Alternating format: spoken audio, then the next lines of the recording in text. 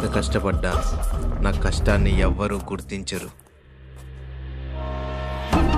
ఎదురుగా వచ్చే రైలు తప్పుదారిలో వెళ్ళబోతుంది, ఎలా అయినా సరి చేయాలి.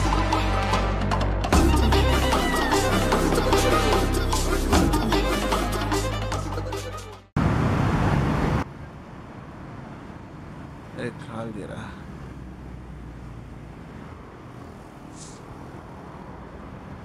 ఒకటి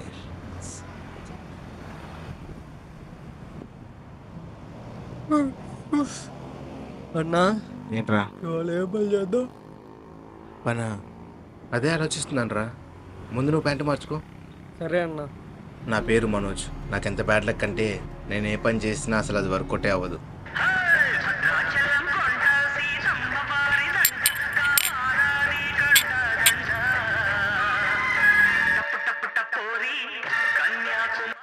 చిన్న అన్నా ఇటీ తీసుకెళ్ళి అక్కడ ఇవ్వమ్మా. సరే అన్నా.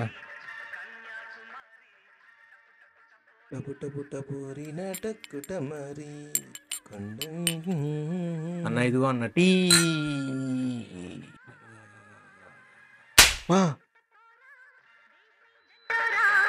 ఇలాంటి ఉన్నాయా పనిలో పెట్టుకునేది? ఈ చూడు ఎలా పోసాడో, ఎందుకు వీడిని తీసే పనిలో నుంచి. ఇలా నేనేం పని చేసినా నా బ్యాడ్ లక్ వల్ల అది అసలు వర్కౌటే అవ్వదు. అన్నా ఆకలి అవుతుందన్నా. ఆకలి అవుతుందా? బా ఇప్పుడు ఏం చేద్దాం? ఈ ఊర్లో మనకు పని ఇచ్చేవాడే లేడే. కనీసం మీ పండిచ్చినా తింటాడు.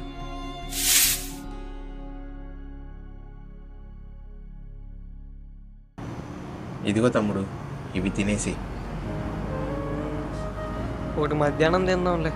అదేంటి జేబులో పెడుతున్నావు? మధ్యాహ్నం తినడానికి అన్నయ్య. ఆ జేబుకి బొక్కుంది. నిజమేనయ్యో. సర్లే తినేసి, మధ్యాహ్నం గురించి తర్వాత ఆలోచిద్దాం, సరేనా? అన్నా మరి వాళ్ళు ఏం పని చేద్దాం? చెప్తా విను. మనం ఒక పని చేద్దాం, దొంగతనం చేద్దాం. దొంగతనమా? ఈ ఊర్లో మనకు పని ఇచ్చే వాళ్ళు ఎవరు లేరు కాబట్టి దొంగతనం చేద్దాం. మరి మనకు దొంగతనం చేయడం రాదు కదన్నా. ఎలా చేయాలో నేను చూపిస్తాను, చూడు. సరే. ఎలా చూపిద్దాం? అదిగో అతని దగ్గర దొంగతనం చేస్తాను, చూడు. సరే అన్నా. మార్కెట్కి ఎటువైపు వెళ్ళాలన్నా? మార్కెట్ అయితే పెన్నగా వెళ్ళి లెఫ్ట్ తిరిగి రైట్ వెళ్ళి ముందుకు వెళ్తే అక్కడ గుడి ఉంటుంది, గుడి ఎదురే మార్కెట్. ఓకే అన్న, థ్యాంక్స్ అన్న.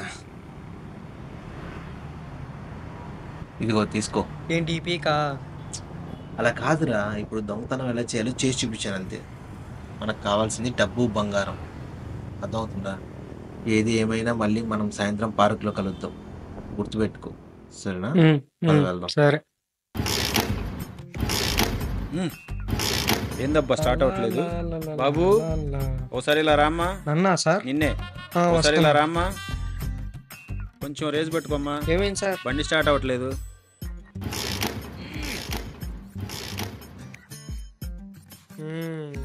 అన్న చెప్పినట్టు బంగారం ఉంది, కొట్టేద్దాం. ఏమైందబ్బా బండి స్టార్ట్ అవ్వట్లేదు? ఓకే అమ్మా, బండి స్టార్ట్ అయింది. థ్యాంక్స్ అమ్మా. పర్లేదులే sir. Okay thank you. Okay sir, bye bye.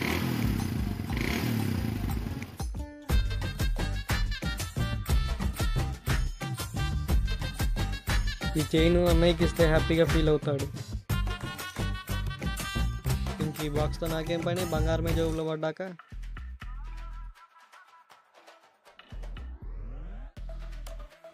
అమ్మయ్య, ఈ రోజుకి డబ్బులు సరిపోతాయిలే. వీడి పర్సులో డబ్బులు బాగానే ఉన్నట్టున్నాయి.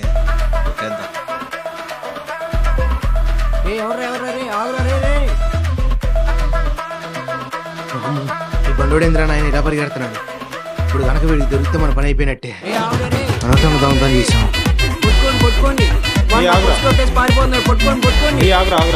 ఇంత పడుకున్నాడు. వామ్మో, ఇప్పుడు కనుక వీళ్ళిద్దరికి దొరికితే నా పని అయిపోయినట్టే. అమ్మయ్యా, ఎలాగోలా తప్పించుకున్నాం. తమ్ముడు గురించి ఆలోచించలేదే. అనవసరంగా పంపించాం. వాడు ఇప్పుడు ఏ ఇబ్బంది పడుతున్నాడో ఏంటో.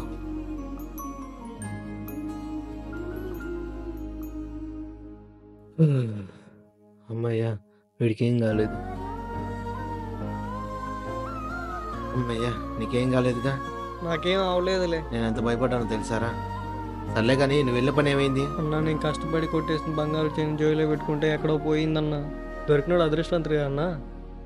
ఆ, దొరికినవాడు అదృష్టవంతుడేరా. అన్నా మరి నువ్వు వెళ్ళిన పని ఏమైంది? ఏముంది, నా ప్లాన్ కూడా ఫెయిల్ అయిపోయింది. సరే కానీ మనం ఇంకెప్పుడు దొంగతనం చేయకూడదు, సరేనా? సరే అన్నా. ఎందుకన్నా ఎప్పుడు ఏ పని చేసినా మనకు సెట్ అవ్వదు. ఇప్పుడు ఈ దొంగతనం కూడా.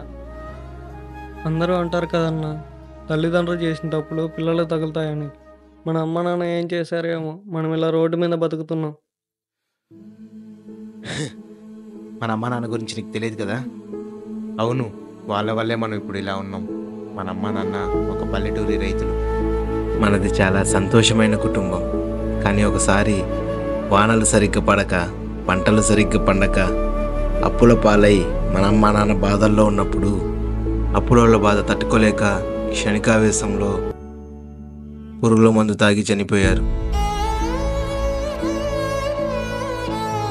వాళ్ళు చనిపోయే ముందు ఒక్క క్షణం మన గురించి ఆలోచించుంటే ఇప్పుడు మనం మన అమ్మ నాన్నలతో హ్యాపీగా ఉండేవాళ్ళం. వాళ్ళంతా కష్టపడ్డ ఫలితం దక్కపోయేసరికి మన అమ్మ నాన్న తొందరపడి తీసుకున్న నిర్ణయం వల్ల మనం ఇలా ఉన్నాం. కొన్నిసార్లు ఎంత కష్టపడ్డా నేల మీదే ఉంటాం, ఇంకొన్నిసార్లు ఏమీ కష్టపడకుండానే ఆకాశానికి ఎదుగుతాం.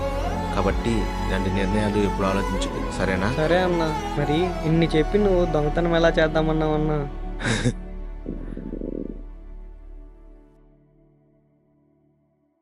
ఆకలి అవుతుందా అన్నా?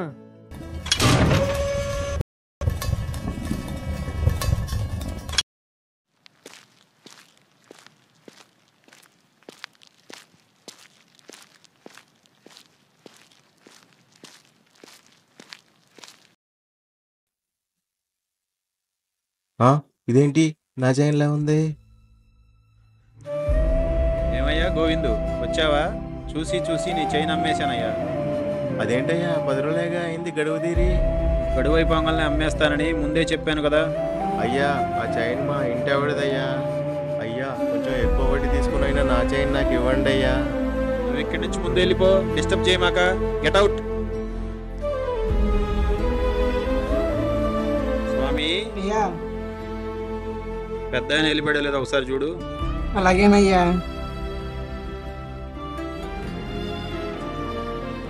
అయ్యా వెళ్ళిపోయాడయ్యా.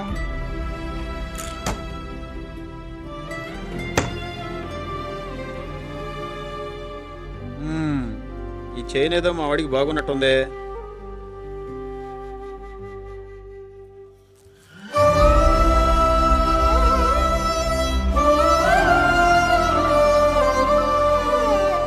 ఆ దేవుడి దయ వల్ల నా చైన్ నాకు దొరికింది.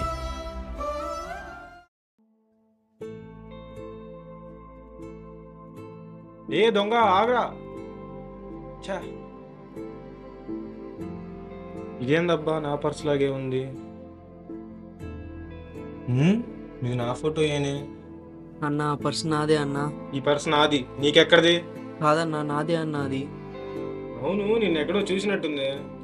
వామ్మో వీడు కనిపెట్టేసినట్టున్నాడే. వాడు కాదురా అసలు దొంగ, నువ్వేరా. ఆగ్రా! లే నేను కాదు. ఏ ఆగ్రా! అమ్మయ్యా, ఆ దేవుడి దేవాల నా పర్స్ నాకు దొరికింది. అవునరా, ఇవాళ కష్టపడి సంపాదించింది ఈ పీక్ ఒక్కటే. ఏది టూ ఒకసారి.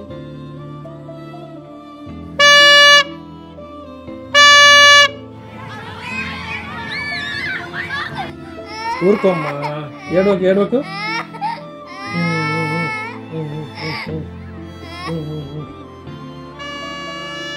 నానా పీక, అదిగో పీక. ఆ పీక కావాలమ్మా? అవును కావాలి.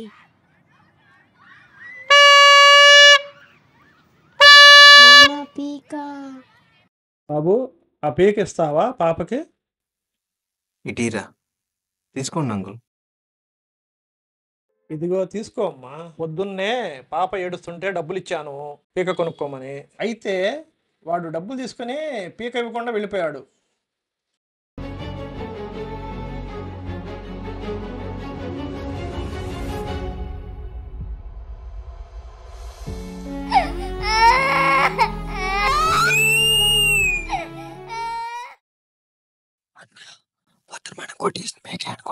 చాలా థ్యాంక్స్ బాబు, పాపకి పీక ఇచ్చినందుకు. అయ్యో పర్లేదులే అంకుల్. పర్లేదు అంకుల్. బాబు, నేను నీకు గుర్తున్నానా? అయ్యో గుర్తులేరు అంకుల్. ఆ రోజు నిన్ను టీ షాప్లో కొట్టాను. చిన్న ఈ టీ తీసుకెళ్ళి అక్కడ ఇవ్వమ్మా. కూతురుతో సరిగా ఆడుకోలేకపోతున్నానరా. ఏమైందిరా? చేతికి ఇన్ఫెక్షన్ వచ్చింది. ఎక్కడ పాపకు అంటుకుంటుందోనని భయంగా ఉందిరా. అలా అయితే హాస్పిటల్లో చూపించుకోవచ్చు కదరా. వెళ్ళి చూపించాను కానీ తగ్గడానికి 6 నెలలు టైం పట్టిద్ది అన్నాడరా. అన్న ఇదిగో టీ. ఎరా బుద్ధుందా? చూడరా చెయ్యి ఎలా కాలిందో. ఆ రోజు వేడి టీ పోయడం వల్ల 6 నెలల్లో తగ్గాల్సింది వారంలో తగ్గింది. బాబు ఇల్లు ఎక్కడ? మాకు ఇల్లేం లేదు అంకుల్. మేము మేము అనాథలం. అనాథలం.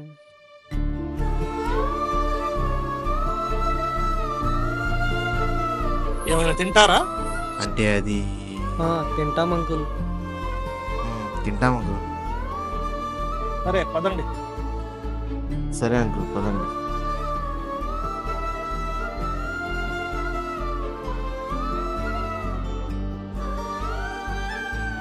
బాబు నా దగ్గర పనుంది, చేస్తారా? చేస్తాం అంకుల్.